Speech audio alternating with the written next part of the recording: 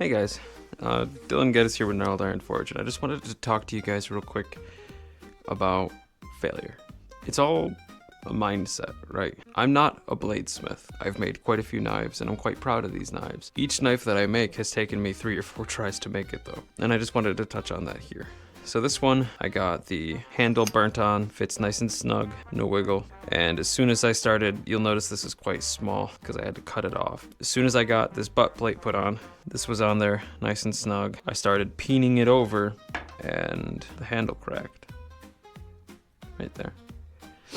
Not only that, this was loose, it's still a little loose. So I had to kind of like squeeze it down here, which creates all of these unsightly marks.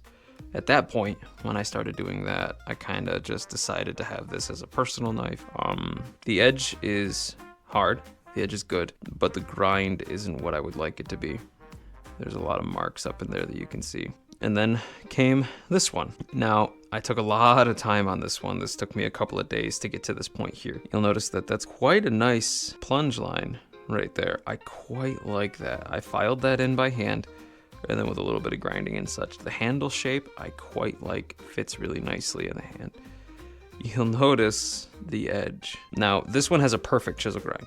Nice and flat on this side here, and then nice and angled all the way to the spine. I was quite proud of that. I didn't realize how thin I made it. This is thinner than the kitchen knife that I made. This is really, really thin stuff. And it turns out I also messed up the temper while I was working on it. So let me show you the full extent as to how soft this blade is. So this is a currently shot handle, right? You know, it's no good because it's got that big old crack in it. I might be able to utilize this for something, but probably not, right? This is Paduke. This is quite a dense hard wood, right?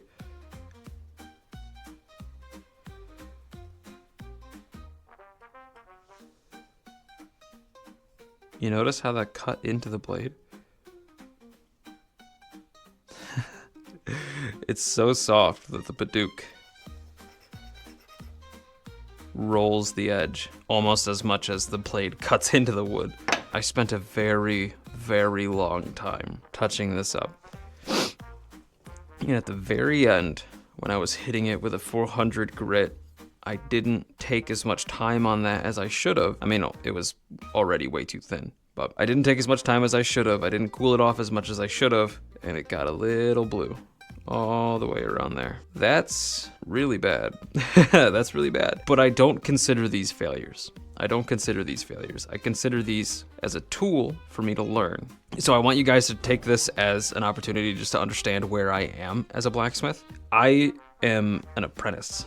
I want to stress that to everybody who watches my videos. I try my best to have the information that I put out to be true, to be accurate. Not only am I human, but also I am still learning, and I'm still like heavily into the learning stage of my smithing. Now, when it comes to my forge work, let me get you an example of that.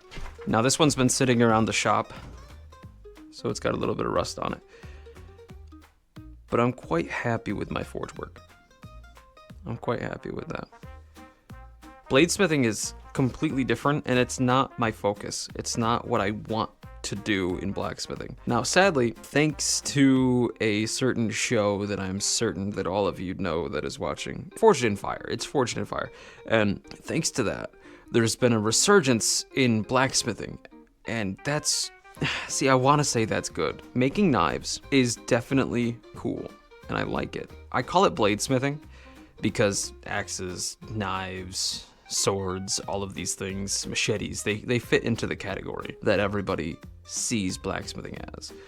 And I see this a lot when I'm doing a show or doing a demonstration of my forge work, these guys. You know, my artisanal blacksmithing. When I'm doing that, so many people ask me at my forge, like, what kind of knives do you make? You know, what kind of steel do you use? All of these things. And while I have almost a fundamental understanding of bladesmithing, I am not a bladesmith. I'm not going to pretend to be a good bladesmith in front of you all. Wow. If somebody buys a knife that I make, I take a lot of time and care and put into it. And it might take a while to get the blade because I might have to, in this instance here, I may have to remake it 3 times, and I'm currently remaking it now. Just understand that there is a difference. There are knife smiths, there are whitesmiths. You know, the whitesmiths would work with pewter, silver, all that jazz. It's gold even. There are blacksmiths, which is what I pride myself in. And then there are farriers as well. Farriers, blacksmiths, knifesmiths, they're all different. I met a farrier who has really never done anything like this because he's a farrier.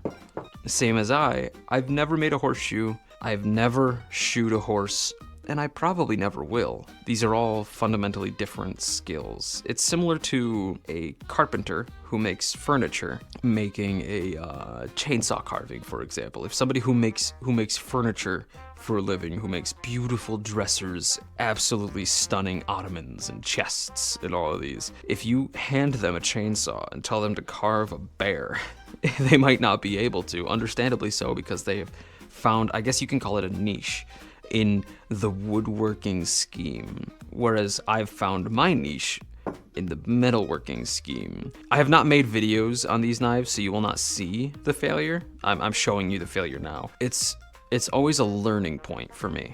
Like, just sit back, think about exactly what you did and exactly what you did wrong.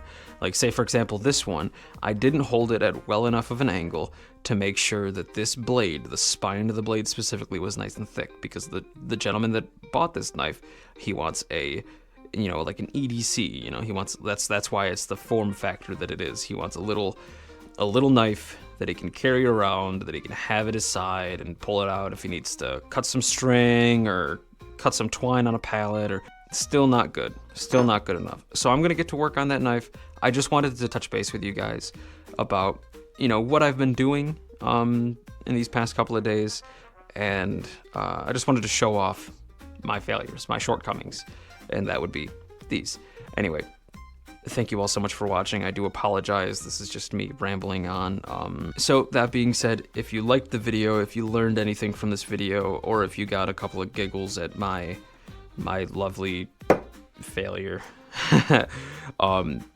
please give the video a like. It really helps me out a lot, helps the algorithm check out my videos. If you dislike the video, again, feel free to dislike it, but please, if you do, let me know why in the comments down below as to why you disliked it or why you liked it, so that way I might better make content for all you lovely people in the future. If you like this kind of content, it's not really my usual. I like to just kind of post things based on, you know, how I'm feeling and what I like to talk to you all about.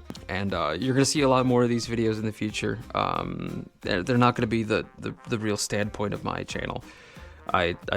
I'm not really a vlogger, I guess. I really like to talk to a camera now. So if you're interested in seeing that in the future, please consider subscribing. And yeah, thanks so much for watching, and I hope you all have a blessed day. Thank you all so much. And if you can learn anything from this, patience.